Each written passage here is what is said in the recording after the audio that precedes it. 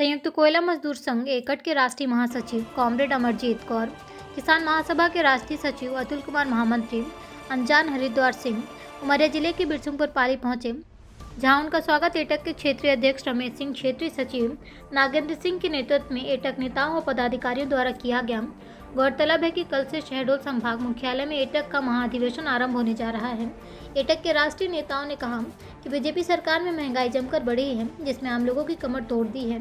इन्होंने कहा कि बीजेपी सरकार में निजीकरण को बढ़ावा मिला है, जिससे हर व्यक्ति हताश एवं परेशान हुआ है। पीएम नरेंद्र मोदी को आड़े हाथों लेते हुए एटक नेताओं ने कहा कि मोदी जी ने कहा था कि मैं देश नहीं बिकने दूंगा, अब कह रहे हैं देश को बेचकर ही दम लूंगा। एटक के राष्ट्रीय नेताओं ने बताया कि शहडोल में होने वाले महाधिवेशन में हम रणनीति तैयार कर आगामी कार्यों को काम कर देश को सुरक्षित करने का काम करेंगे। 28 और 29 मार्च को राष्ट्रीय सरकार का आह्वान किया देश के मजदूर संगठनों ने। भारतीय कम्युनिस्ट पार्टी ने फैसला लिया है, दूसरे वामपक्ष पार्टियों ने भी फैसला लिया है और दूसरी पार्टियों से भी गुजारिश की जा रही है कि वो इस हड़ताल का समर्थन करेंगे। भारतीय कम्युनिस्ट पार्टी की तरफ से इस हड़ताल के समर्थन का पहले से ही स्टेटमेंट आ चुका है। उनकी राष्ट्रीय परिषद भी होने वाली है, जिसमें वो रणनीति बनाएंगे कि मज़दूरों के साथ उन्होंने किस तरीके से अपनी भागीदारी इसमें निभाने का वो काम करेंगे।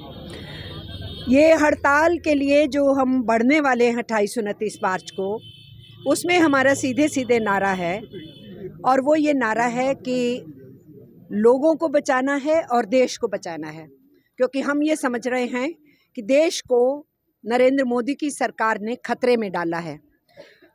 जिस जगह से हम लड़ना शुरू किए थे कि ईस्ट इंडिया कंपनी ने हमारे देश को गुलाम बना लिया और महारानी की सल्तनत की हुकूमत हो गई यहाँ पर, और वो हमारे देश के संसाधनों को लूट रहे हैं, हमारी गरीबी बढ़ा रहे हैं, मुफलिसी बढ़ा रहे हैं, हमारी धन दौलत बाहर ले जा रहे हैं। हमारा संघर्ष वहाँ से शुरू हुआ था और हमारे देश के मजदूरों ने और लाल झंडा थामने वालों ने भी उस जंगे आज़ादी के अंदर बखूबी रोल अदा किया था।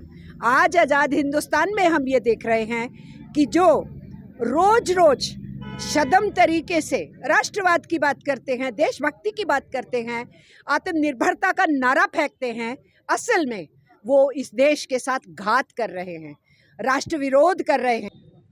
जिस तरीके से पिछले 5-7 सालों में केंद्र की सरकार ने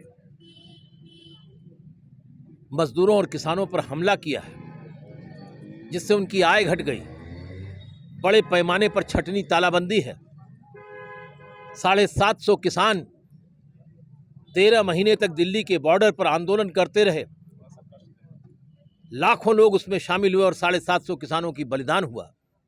तब जाके 3 कृषि काली कानून वापस हुए। उनका अभी तक स्मारक नहीं बनाया गया, उनके परिवारों को कोई मुआवजा नहीं दिया गया और अभी भी धमकी दी जा रही है कि नए कानून आ सकते हैं। दुनिया के अंदर किसानों का ये एक अजीब आंदोलन था, मजदूरों का उसका ज़बरदस्त सहयोग और समर्थन था। भारत में अपने अधिकारों की लड़ाई लड़ने वाले लोगों ने एक नया रास्ता दिखा दिया। मजदूर और किसान मिलकर लड़ेंगे।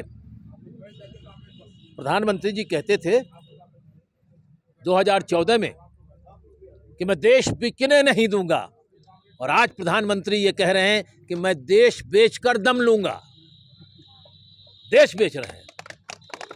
ये लड़ाई जारी रहेगी, देश की सार्वजनिक संपत्ति को बचाएंगे। ये मोदी जी आपकी पार्टी के लोगों ने नहीं बनाई है, ये देश के मजदूरों और किसानों ने HAL BEL rail GIC LIC, ये देश के सार्वजनिक क्षेत्र। बिरसिंहपुर पाली से दीपू त्रिपाठी की रिपोर्ट।